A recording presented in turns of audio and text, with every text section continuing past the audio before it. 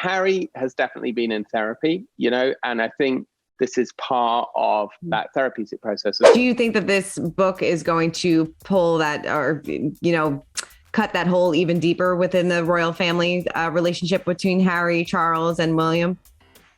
I mean, it's like the worst thing that you can possibly imagine happening in the royal family. I mean, it really is. If there's one thing that the royals ask for, it's discretion, and just for, it's one thing for like filthy journalists like me to be exposing their secrets, but it's really another thing for a member of the family that deep inside to betray them in this way. That's how it's being seen. I mean, make no mistake about it.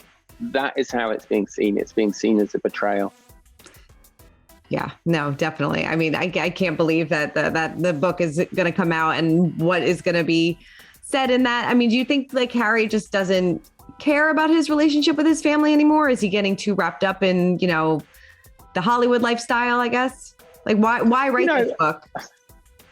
Well, I think he's been quite frank about needing money, and so I think that's a factor.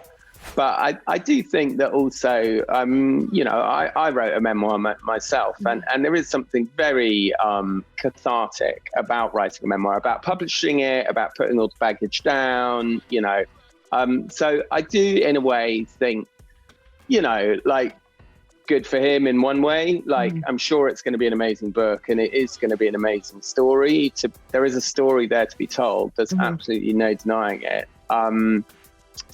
But yeah, I think Harry has definitely been in therapy, and I think this is part of that therapeutic process of coming to terms. He's talking to himself about the trauma of life, trauma of growing up, and a lot of what you do in therapy is to go through your life. And I think this is him kind of formalizing that. He's got a fantastic ghostwriter, J.R. Moehringer.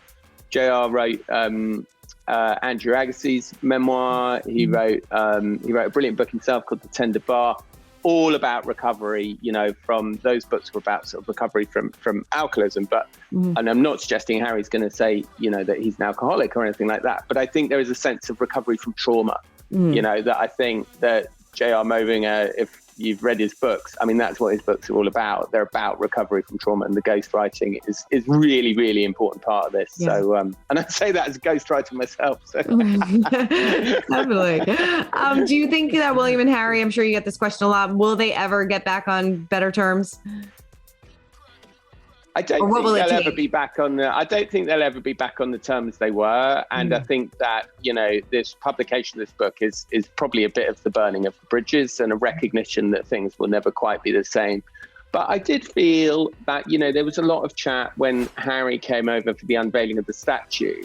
There was a lot of kind of, grumbling about how they weren't more friendly or hadn't been to see each other for cups of tea and stuff. And I'm just like, it's not really realistic. They're both grown men. They've fallen out. I don't know about you, but, I've fallen out with people. Siblings often fall out when one of them gets married. Things change, dynamics change, relationships change. You realize things, that you didn't maybe realize before. And actually, I think what the unveiling of the statue showed was actually quite a mature accommodation of each other in quite a sensible and mature way that wasn't kind of attention seeking. So I don't think they'll ever be best buds again, sadly. But I do think that they maybe will be able to find a way to work together, especially when it comes to honoring their mother's memory.